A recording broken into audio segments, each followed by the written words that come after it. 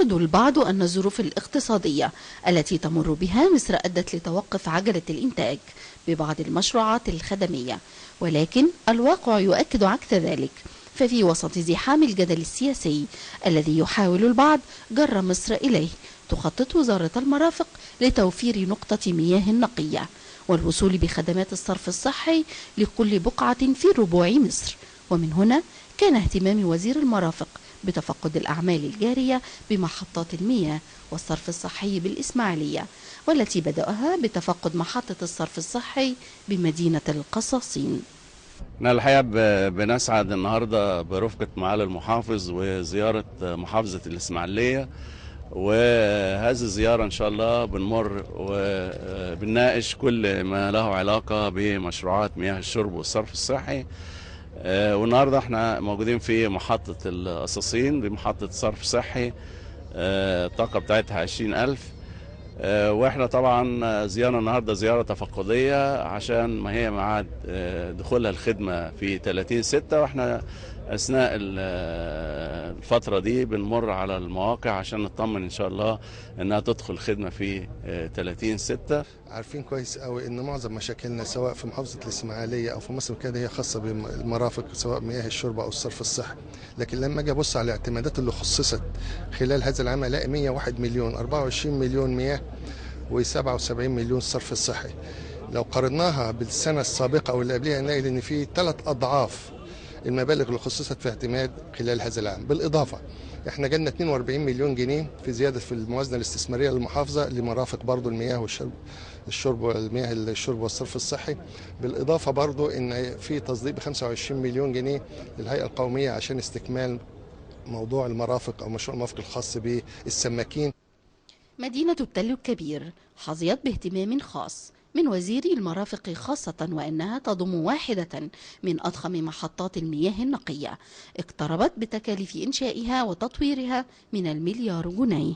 الإسماعيلية النهاردة فيها محطات تنتج حوالي 730 ألف متر مكعب في اليوم، وفي مشروعات بتتعمل هتضيف لهذه الكمية 17 ألف متر مكعب.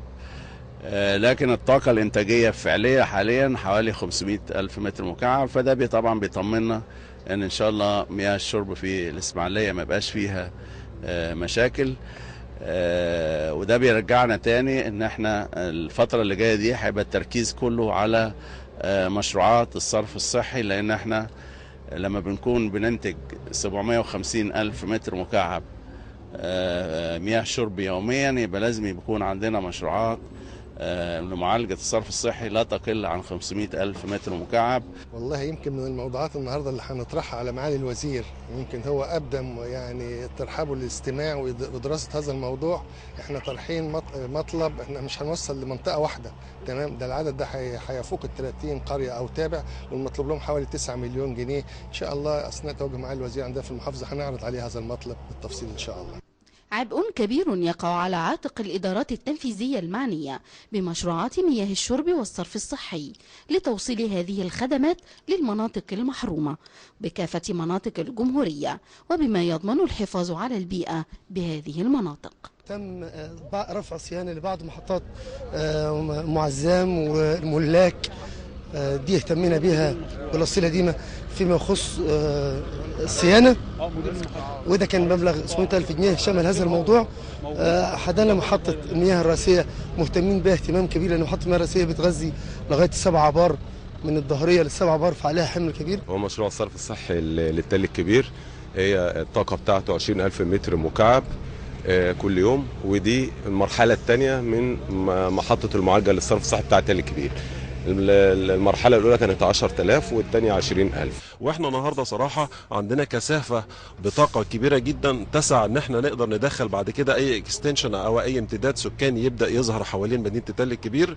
والمعالجة اللي احنا فيها النهارده معالجة بتكنولوجيا جديدة اسمها سيكوينشد باتش رياكتور اللي هو الاس بي ار، والاس بي ار دي معروف عنها كفاءتها في التشغيل، ورغم ان هي كده بتحتاج عمالة مدربة وقوية جدا في عملية الاداء والتشغيل والصيانة، الا ان احنا بنقدر نخرج منها بعينة مية كويسة جدا. لو اترمت بعد كده في قطاع مصرف مش هتقدر تلوثه وتحافظ على كفاءة وطهارة المية اللي موجودة في المصرف. الماء عصب الحياة، اتخذت وزارة المرافق الخطوات الجادة للحد من مشكلة الصرف الصحي التي تعتبر الشغل الشاغل لكل محافظات مصر، وخاصة محافظة الإسماعيلية وضواحيها، فهي جهود تبذلها الدولة للحفاظ على مياه الشرب والصرف الصحي، ولكن لا بد من تفعيل القانون والخطوات التنفيذية والعملية لتقويم الإعوجاج لما يسبب الضرر للوطن والمواطن. من الإسماعيلية رحاب الطاهر لأخبار القناة.